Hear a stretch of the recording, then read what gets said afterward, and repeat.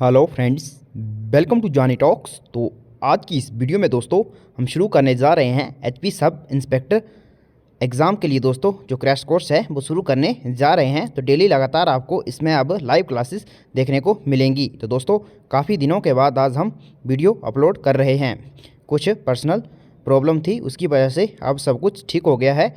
तो दोस्तों आज से वीडियो जो है वो कंटिन्यूस आपको देखने को मिलेंगी। बाकी दोस्तों एचआरटीसी कंडक्टर के लिए भी हमने क्लासेस शुरू करी थी, 18 क्लासेस उसकी जो हैं वो हमने कर ली हैं। लेकिन ये अलग से एचपी सब इंस्पेक्टर का हमने क्रैश कोर्स जो है वो शुरू कर दिया है, उसको भी दोस्तों थोड़े समय के बाद कंटिन्यू कर दिया जाएगा। तब तक आप इन क्लासेस को देखना जारी रखिए। तो दोस्तों क्लास जो है ये पहली रहने वाली है और आज की क्लास में दोस्तों हम हिस्ट्री के क्वेश्चन ही डिस्कस करेंगे जो कि एंशिएंट, मिडाइवल और मॉडर्न हिस्ट्री से रहेंगे। तो दोस्तों अगर आप इस वीडियो की पीडीएफ पाना चाहते हैं तो आप हमारे टेलीग्राम चैनल को ज्वाइन कर सकते हैं, जिसका लिंक आपको डिस्क्रिप्शन में मिल जाएगा और वहां से आपको इस वीडियो की पीडीएफ मिल जाएगी। बाकी ये जो वीडियो है वो एचआरटीसी कंडक्टर, पटवारी, पुलिस और फॉरेस्ट गार्ड एग्जाम के लिए काफ़ी हेल्पफुल होगी। तो चलिए शुरू करते हैं फर्स्ट क्वेश्चन से।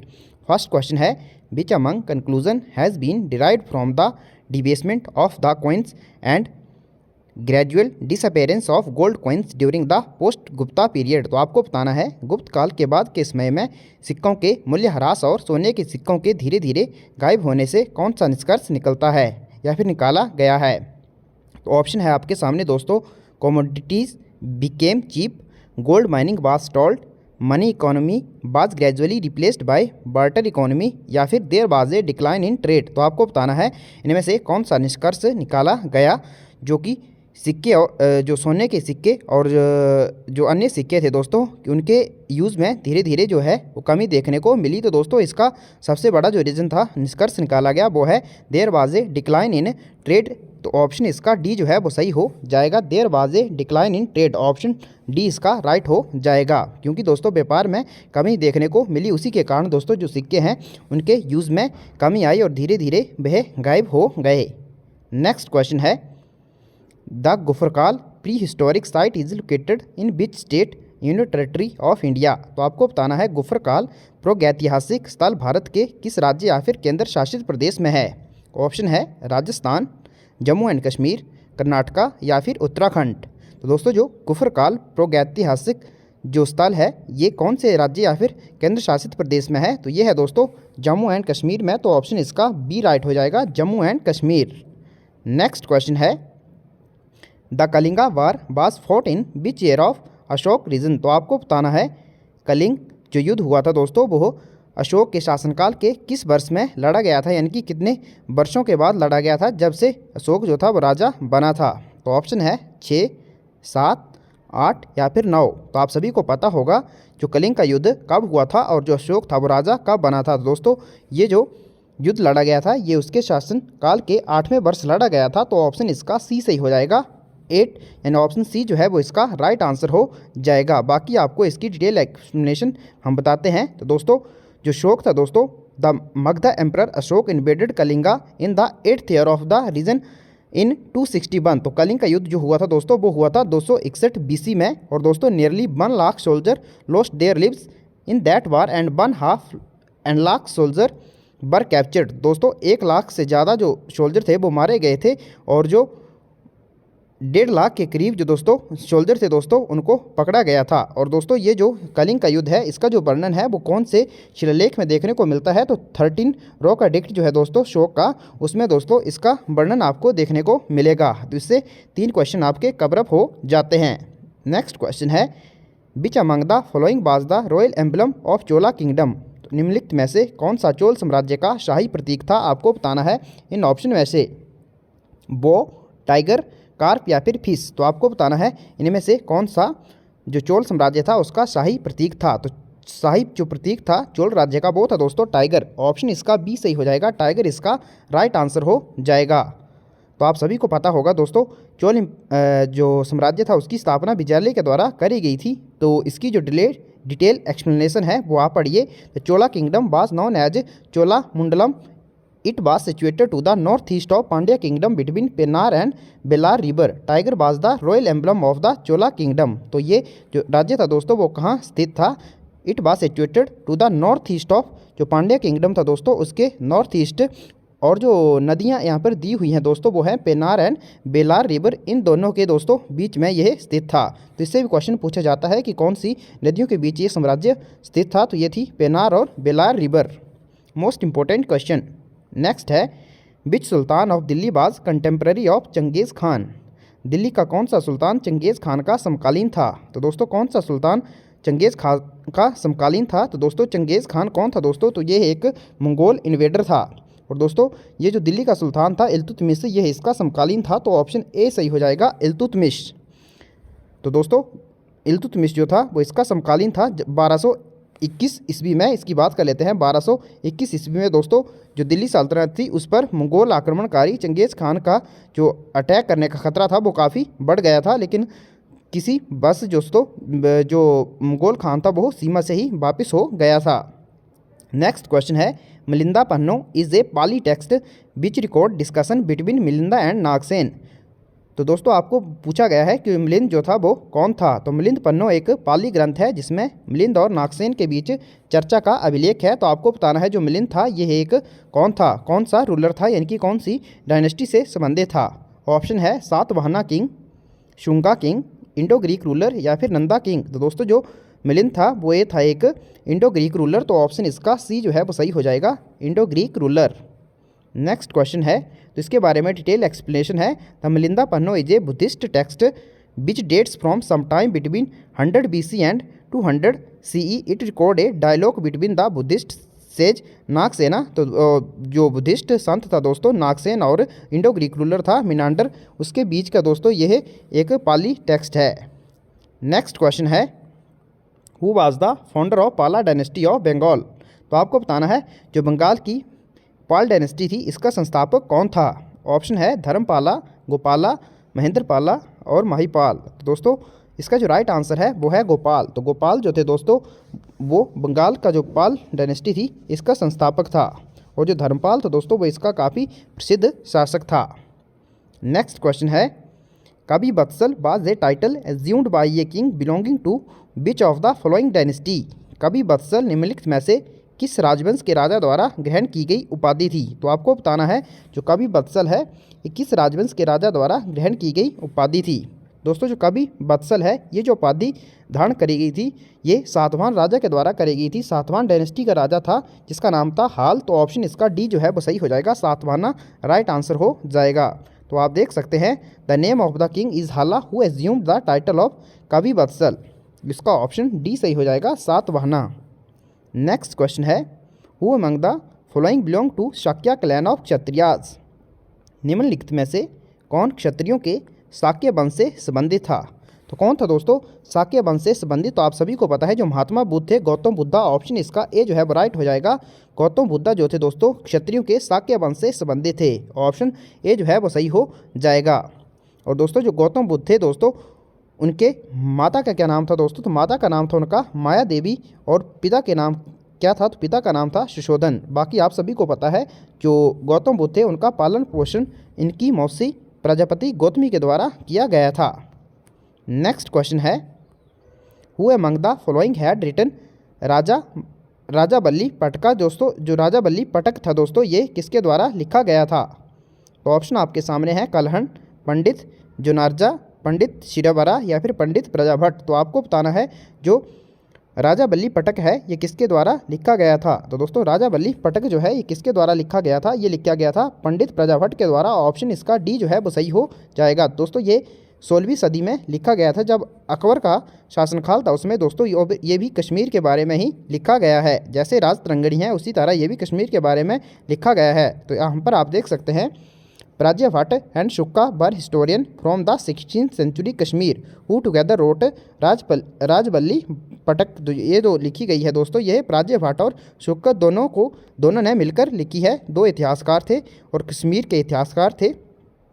और कौन सी सदी में, तो दोस्तों 16वीं सदी में यह इतिहासकार थे, यानी कि अकबर के समय में यह लिखी गई है। जो राजा बल्ली पटक है ये अकबर के समय लिखी गई है। नेक्स्ट क्वेश्चन है, the irrigation text was charge on the farmer for the first time by which among the following sultan. निम्नलिखित सुल्तानों में से किसके द्वारा पहली बार किसानों पर सिंचाई कार्य लगाया गया था। तो दोस्तों सिंचाई कर किसके द्वारा लगाया गया था? तो ये लगाया गया था फिरोज तुगलक के द्वारा। ऑप्शन डी जो है वो सही हो जाएगा। और दोस्तों जो फिरोज तुगलक थे उसने जो 24 कर थे उनको समाप्त करके दोस्तों मेन 4 कर जो थे वो लोगों पर इम्पोज किए थे। तो कौन कौन से यह 4 कर थे दोस्तों?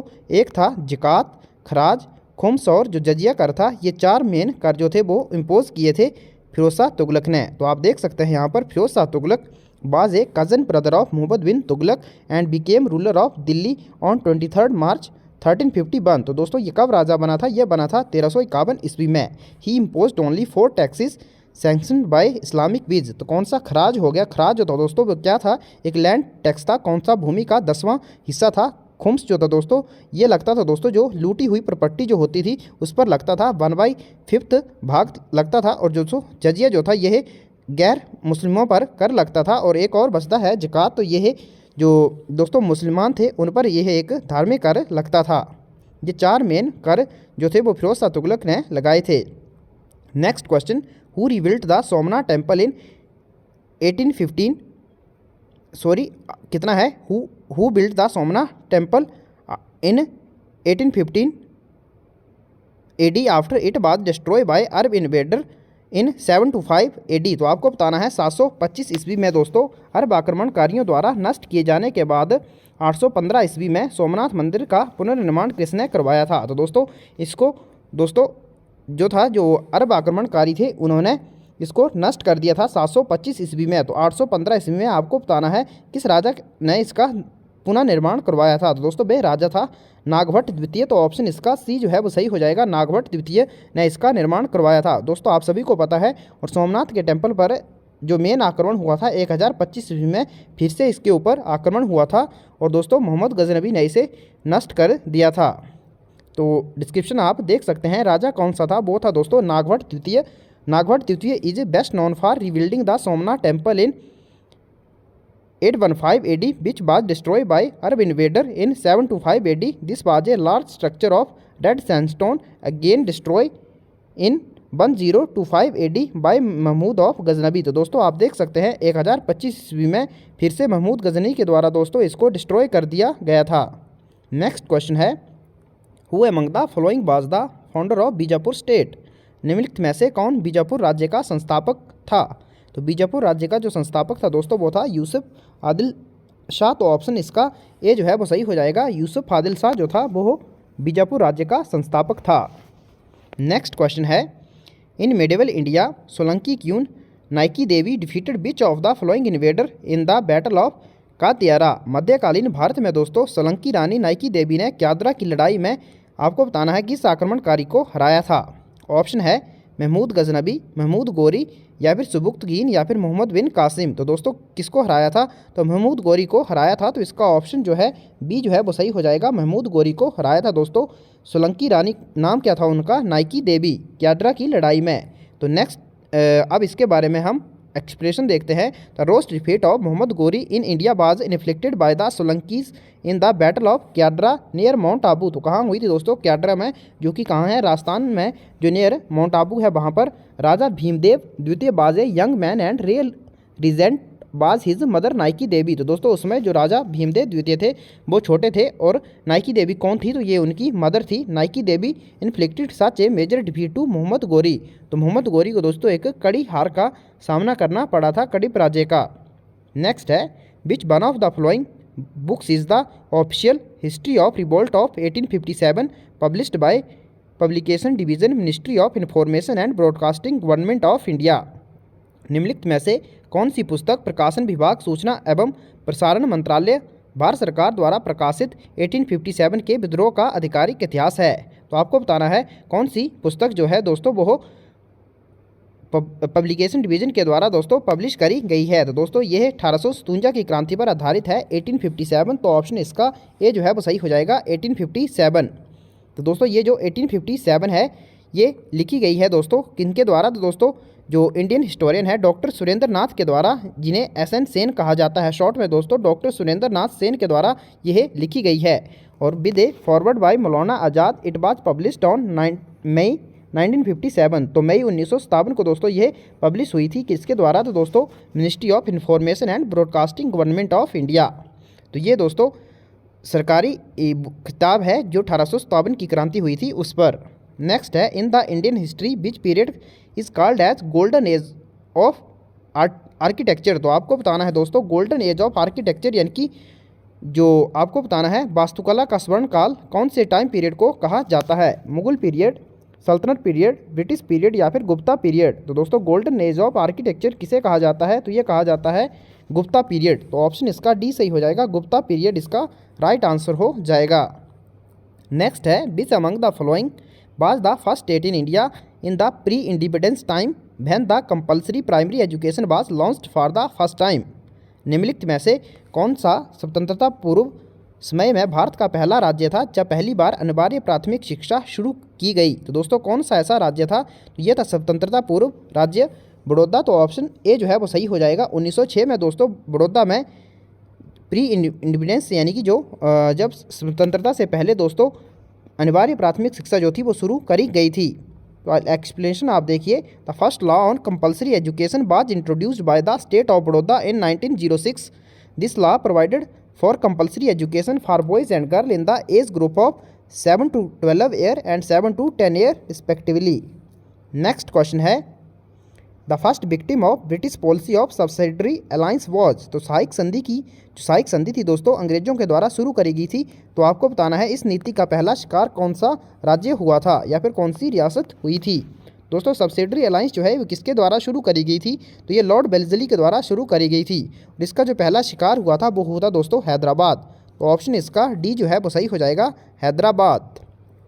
नेक्स्ट क्वेश्चन है, in which year Raja Rammohan Roy established the Atmiya Sabha a precursor in the socio religious reform in Bengal. किस वर्ष में राजा राममोहन रॉय ने बंगाल में सामाजिक धार्मिक सुधारों में एक अग्रदूत आत्मीय सभा की स्थापना करी। तो आत्मीय सभा की स्थापना दोस्तों कब करी गई थी, तो ये करी गई थी 1815 ईस्वी में। ऑप्शन बी जो है वो राइट हो जाएगा, 1815 ईस्वी में। और दोस्तों यही जो आत्मीय सभा है आगे चलकर दोस्तों ब्रह्मो समाज में परिवर्तित हो गई थी। नेक्स्ट क्वेश्चन है, Lucknow pact was signed between Indian National Congress and dash dash in 1916। तो दोस्तों आपको बताना है 1916 में जो भारतीय राष्ट्रीय कांग्रेस जो लखनऊ पैक्ट हुआ था ये भारतीय राष्ट्रीय कांग्रेस और किनके बीच हुआ था। तो इसमें किसने हस्ताक्षर किए थे, एक तो भारतीय राष्ट्रीय कांग्रेस थी और दूसरी पार्टी कौन थी, तो मुस्लिम लीग या फिर लॉर्ड इरविन या फिर गदर पार्टी या फिर HRSA। दोस्तों जो सेकंड पार्टी थी मुस्लिम लीग और भारतीय राष्ट्रीय कांग्रेस के बीच दोस्तों इसमें हस्ताक्षर हुए थे। तो ऑप्शन ए जो है वो सही हो जाएगा, मुस्लिम लीग इसका राइट आंसर हो जाएगा। तो आप देखिए, the Lucknow session of INC was presided over by SC Majumdar. तो दोस्तों अंबिका चरण मजूमदार के द्वारा दोस्तों यह जो सेशन था दोस्तों वो हेडेड किया गया था। और दोस्तों इसमें आप देख सकते हैं reunion between moderate and extremist. तो दोस्तों जो गर्म दल और नरम दल थे उनके बीच भी दोस्तों रीयूनाइट हो गए थे, द्वारा से दोस्तों इकट्ठे हो गए थे जब ये विभाजित हो गए थे 1907 में सूरत अधिवेशन में। तो नेक्स्ट है दोस्तों और अंतिम क्वेश्चन है इस वीडियो का दोस्तों, ये आपके लिए क्वेश्चन रहेगा, इसका आंसर आप खुद बताओगे। क्वेश्चन है, question of the day, who among the following viceroy of India wrote a book Persia. तो आपको बताना है भारत का ऐसा कौन सा वाइसराय हुआ जिसने पर्सिया नाम की एक बुक लिखी थी। तो ऑप्शन है Lord Elgin, Lord Curzon, Lord Minto, Lord Irwin. तो कमेंट करके आप इसका आंसर ज़रूर बताएं। बाकी आप इस वीडियो की PDF पाना चाहते हैं तो टेलीग्राम चैनल को जरूर ज्वाइन करें जिसका लिंक आपको डिस्क्रिप्शन में मिल जाएगा। Thanks for watching, God bless you all.